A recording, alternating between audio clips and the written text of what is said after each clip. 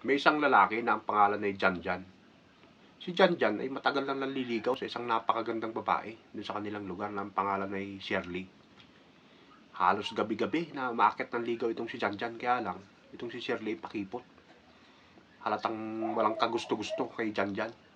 Isang gabi umakyat ng ligaw itong si Janjan. Kinausap niya ng masinsinan itong si Shirley. Shirley, matagal-tagal na din ako umaakit ng ligaw sa'yo.